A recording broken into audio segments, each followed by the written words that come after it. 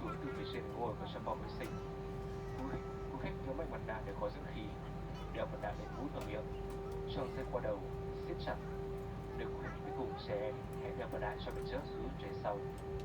Xin lưu ý khẩu trang cá nhân cần được tháo bỏ trước khi đeo mặt nạ dưỡng khí. Oxygen mask. In case of decompression, oxygen mask will be released from cabin during any lavatory. Put the lens back from the one to start oxygen flow. Place it over your nose and mouth. Wear the plastic band over your head and tighten it. If you are shining with trident, please put on your armor first before sending the trident. Please remind that your medical mask must be removed before wearing oxygen mask. Áo phao. Áo phao được đặt để sử dụng ngồi cổ đúng hách hoặc sẽ để dưỡng ra ghế. Khi bị yêu cầu sử dụng, khách kéo ra khỏi vị trí, sẽ vào bấm. Mặc áo choàng qua đầu, thắt chặt dây cài eo.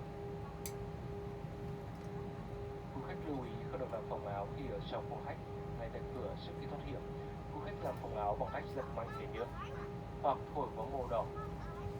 Trên áo phao có còi và đèn để được quần sự chú ý.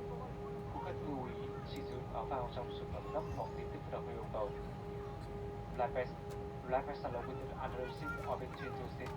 Below the vest, put on the life vest and secure carefully. Do not inflate the life vest in the cabin. This is pull the tuck from the waist or blow into complete situation.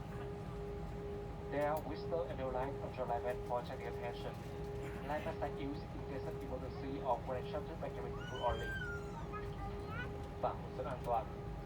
Để hiểu rõ thêm, khách đọc bảng hướng dẫn an toàn là trong tình huống bị sốt hoặc ăn được cạnh. Trân trọng cảm ơn. Safety briefing card. And now please leave the safety briefing card in the seat pocket in front of you on the crew seat. Thank you. Cabin crew cho cabin delay for takeoff. Kính thưa quý khách, để máy bay trong cất cánh, quý khách cài xe an toàn, giữ thở lên ghế, cabin ăn, ngồi tận trên cửa sổ, xếp gọn chân ghế. Quý khách không sử dụng thiết bị điện tử và đeo cá nhân vào thời điểm này. Trân trọng cảm ơn. Ladies and gentlemen, you are requested to fasten your seatbelt, set seatbelt right, secure the board, footrest, and pull up on your seat. Do not use electronic devices and headset during this moment. Thank you.